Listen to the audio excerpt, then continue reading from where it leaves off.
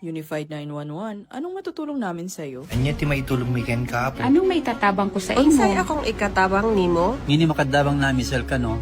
Sa anumang wika o dialekto, may tulong na darating sa iyo.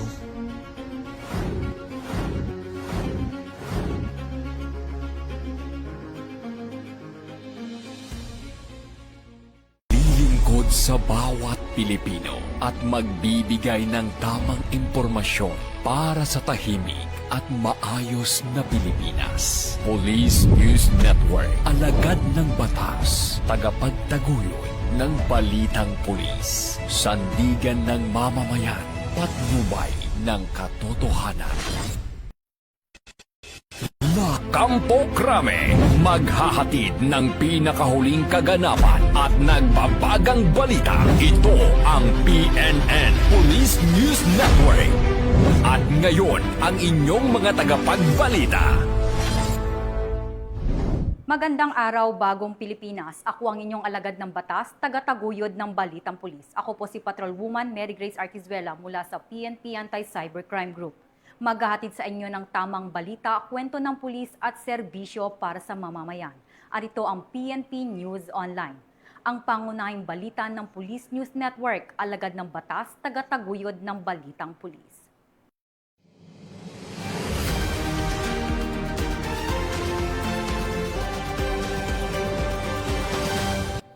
Narito ang mga balitang hatid ng ating PNN correspondents mula sa iba't ibang panig ng bansa.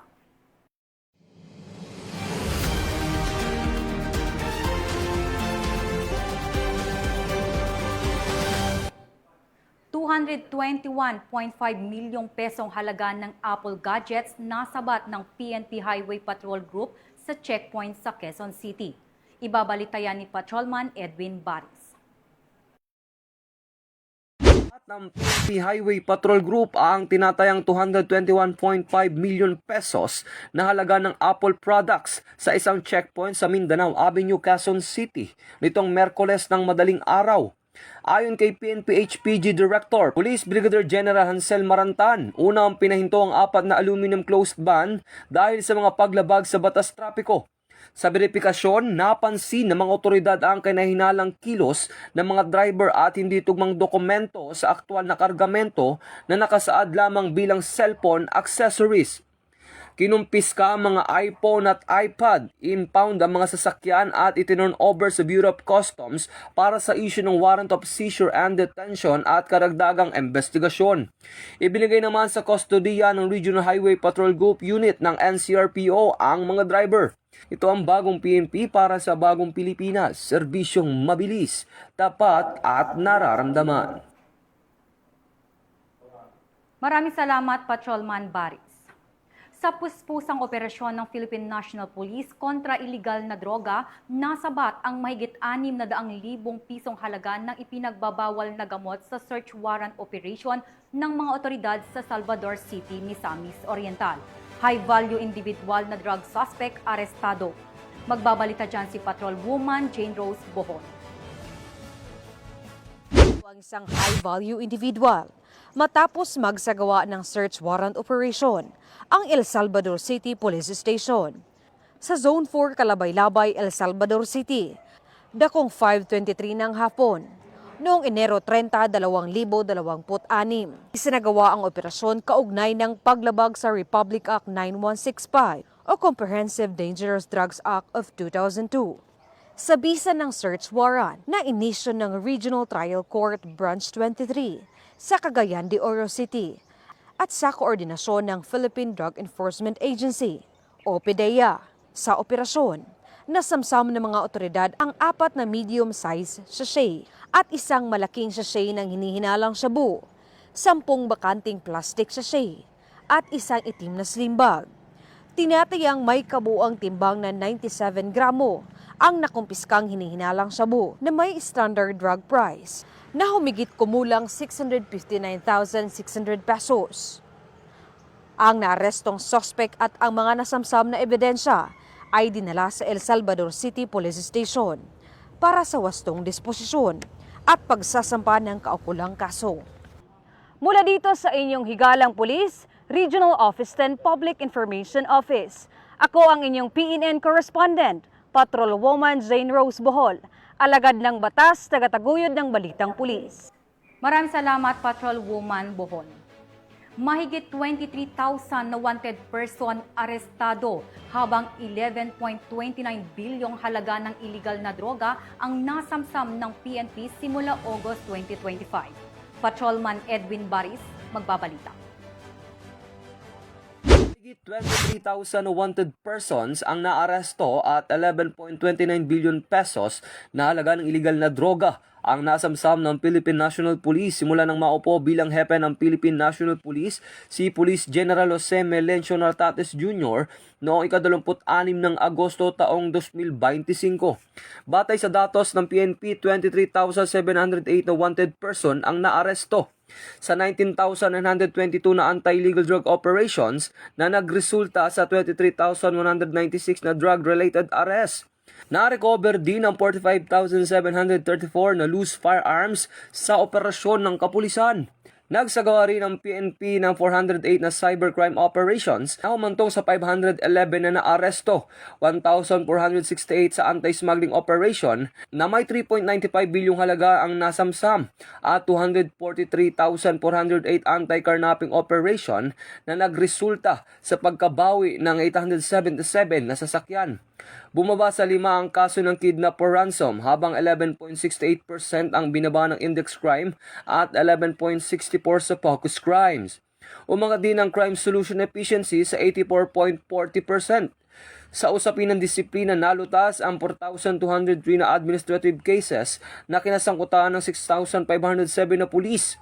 Nagkaloob din ng PNP ng 13.2 million pesos sa mga benepisyaryo ng mga pulis na nasawi sa operasyon at 19.5 million sa mga nasugatan, bukod sa 33.6 million na educational assistance. Ayon kay Police General Nartates, patuloy na paigtingin ng PNP ang disiplina, integridad at operasyon na may paggalang sa karapatang pantao para sa 2026. Prioridad ng PNP ang Unified 911 mas matibay na forensic coordination.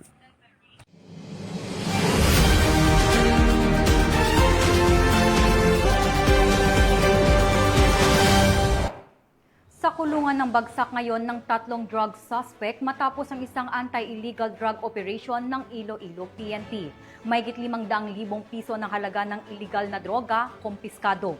Nakatutok dyan si Patrolwoman Glidel Astrologo. Arestado ang 3 individual sa sinagawang drug buy-bust operation ng Pototan Municipal Police Station, katuwang ang Provincial Drug Enforcement Unit Team 2 sa Barangay Malusgod, Pototan, Iloilo. Dito lamang ika-30 ng Enero taong kasalukuyan. Kinilala ni Police Major Brian Alamo, hepe ng Pototan MPS ang mga naaresto na sina alias Griffin, 46 na taong gulang at alias Maricon, 44 na taong gulang, kapwa residente ng nasabing barangay, at alias Simon, 25 taong gulang, residente ng Barangay Lopez Haina Ward, Pototan, Iloilo. Sa isinagawang operasyon, nakabili ang mga kapulisan na isang sachet ng pinaghinalaang shabu mula sa mga suspect gamit ang marked buy-bust money na nagkakahalaga ng 12,000 pesos. Dagdag pa rito, 8 plastic na sachet ng pinaghinalaang shabu kabilang ang buy-bust item ang narecover mula sa kanilang pag-iingat. Nasa humigit kumulang 85 gramo ang kabuuang timbang ng nasabat na illegal na droga na may standard drug price na tinatayang 578,000 pesos. Sa kasalukuyan, ang 3 naarestong suspect ay nasa kustudiya ng Pototan Municipal Police Station para sa tamang disposisyon at sasampahan ng kaukulang kaso sa paglabag sa Republic Act 9165 o ang Comprehensive Dangerous Drugs Act of 2002. Ang matagumpay na operasyong ito ay patunay ng patuloy na puspusang kampanya ng Pototan MPS at PDEU laban sa illegal na droga na naglalayong mapanatili ang kapayapaan at kaligtasan ng komunidad at mailayo ang mamamayan sa masamang epekto ng pinagbabawal na gamot. Mula dito sa Police Regional Office 6, ako ang iyong Police News Network Correspondent, Patrolwoman Glidel Astrologo, alagad ng batas, tagataguyod ng Balitang Pulis. Maraming salamat, Patrolwoman Astrologo.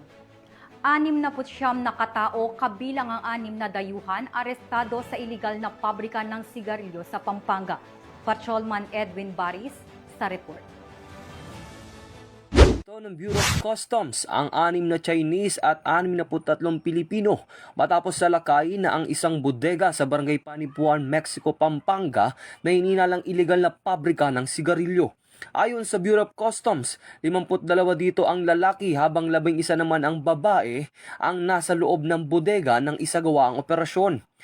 Lahat ay 69 na suspect ay isinuko sa PNP Criminal Investigation and Detection Group o CIDG. Natuklasan ng mga otoridad ang mga makinang panggawa ng sigarilyo, manufacturing paraphernalia, mga sigarilyo na may iba't ibang tatak at mga tax stamps na nakakalat sa lugar. Walang maipakitang permit ang operasyon. Sinusuri na ng Bureau of Internal Revenue ang pagiging tunay ng mga tax stamp at pagsunod sa excise tax law. Inimbestigahan din ng Bureau of Customs at PNP Highway Patrol Group ang posibleng koneksyon ng nasabing mga sigarilyo sa 14 na trailer trucks na naharang noong December 31, 2025 sa Balete, Batangas, pati ng umano'y kinalaman ng ilang opisyal ng customs sa smuggling. Ito ang bagong PNP para sa bagong Pilipinas, serbisyong mabilis, tapat at nararamdaman. Agad pinusasan ang 8 drug suspects sa isinagawang operasyon ng pinagsanib na puwersa ng Philippine Drug Enforcement Agency at Philippine National Police matapos salakayin ng isang drug den sa Antipolo City. Tinutukan niya ni Patrolman Josel Sacmar. Individual at inaresto ng pinagsanib na puwersa ng Philippine Drug Enforcement Agency o PDEA at pulisya matapos salakayin ng isang umano'y drug den sa Antipolo City, Rizal noong Sabado ng gabi, 31 ng Enero taong kasalukuyan. Ayon sa ulat ng PDEA Calabarzon, nahuli ang mga sospek habang umano'y gumagamit ng shabu sa Barangay San Luis sa isinagawang buy-bust operation. Karamihan sa mga ito ay mga driver at construction worker na pawang residente ng lungsod. Nakumpiska sa operasyon ang 5 gramo ng hinilalang shabu na nagkakahalaga ng humigit kumulang 34,500 pesos. Pati na rin ang iba't ibang drug paraphernalia. Ang mga sospek ay mahaharap sa kasong paglabag sa Comprehensive Dangerous Drugs Act of 2002. Ito ang bagong PNP para sa bagong Pilipinas, serbisyong mabilis, tapat at nararamdaman. Arestado ang isang 49 anyos na lalaki matapos maulihan ng iligal na baril sa San Rafael, Bulacan. Ang buong detalye ng report mula kay Patrolman Edwin Baris. Ang isang lalaki matapos mahulihan ng iligal na baril sa operasyon ng San Rafael Municipal Police Station sa Barangay Ulingaw, San Rafael, Bulacan nitong ika-28 ng Enero taong kasalukuyan. Bandang alas 8:50 ng gabi ng ikasaang operasyon at naaresto ang 49 anyos na suspect matapos makatanggap ng sumbong mula sa concerned citizen sa isang lalaki na may dalang baril sa isang kainan sa naturang lugar. Matapos ang lawful frisking, nasamsam sa suspect ang isang kalibre 38 na revolver na walang serial number na may kasamang 5 bala. Maharap ang suspect sa kasong paglabag sa RA 10591 o Comprehensive Firearms and Ammunition Regulation Act. Patuloy ang PNP sa pagpapaigting ng operasyon kontra kriminalidad upang masiguro ang kaligtasan ng bawat mamamayan sa komunidad.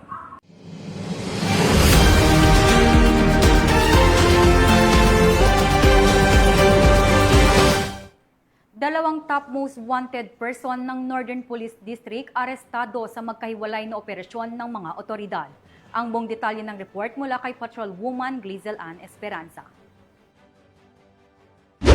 Matagumpay na naaresto ng Northern Police District sa magkakahiwalay na operasyon ang 2 lalaking kabilang sa mga most wanted persons sa antas ng rehiyon, distrito at istasyon. Dahil sa mga kasong may kaugnayan sa iligal na droga at pagpatay, naaresto ng Navotas City Police Station Warrant and Subpoena Section ang isang 43 anyos na lalaki na kabilang sa top 8 most wanted person district level at top 10 most wanted person station level dahil sa paglabag sa Section 12 ng Article 2 ng Republic Act 9165 o Comprehensive Dangerous Drugs Act of 2002. Ang Police Navotas kami ng Warrant and Subpoena Section na-aresto ka namin sa visa ng warrant of arrest na inisyu ng RTC Navotas City ng Branch 286. Samantala, naaresto ng District Special Operation Unit ng Northern Police District, katuwang ang Malabon City Police Station, ang isang 41 anyos na lalaki na kabilang sa number 1 NCRPO Regional Top Most Wanted Person. Number 3 sa NPD Top Most Wanted Person at number 2 sa Malabon City Police Station Top Most Wanted Person sa bisa ng warrant of arrest para sa kasong pagpatay o murder na may no bail recommended na inisyu ng RTC Branch 293 Malabon City. Hindi naman titigil ang Northern Police District sa pagtugis at pag-aresto sa mga individual na lumalabag sa batas bilang bahagi na kanilang tungkulin sa pagpapanatili ng kapayapaan at kaayusan sa buong Kamanava. Mula rito sa Northern Police District, ako po ang inyong PNN correspondent, Patrolwoman Laiselan Esperanza, alagad ng batas, tagataguyod ng Balitang Pulis. Sa ngalan ng pamunuan ng Philippine National Police sa pangunguna ni PNP Chief Police General Jose Melencio Nartates Jr. at sa pamumuno ni President Ferdinand Bongbong Marcos Jr., kami ay maglilingkod sa bawat Pilipino at magbibigay ng tama at balanseng balita. Mula rito sa tanggapan ng tagapag-ugnay ng pambansang pulisya, kami ang inyong alagad ng batas, tagataguyod ng Balitang Pulis. Ako ang inyong tagapag-ugnay, Patrolwoman Mary Grace Artizuela ng PNP Anti-Cybercrime Group. Maghahatid ng tamang balita, kwento ng pulis at serbisyo para sa mamamayan. At ito ang PNP News Online. Ito ang bagong PNP para sa bagong Pilipinas, serbisyong mabilis, tapat at nararamdaman.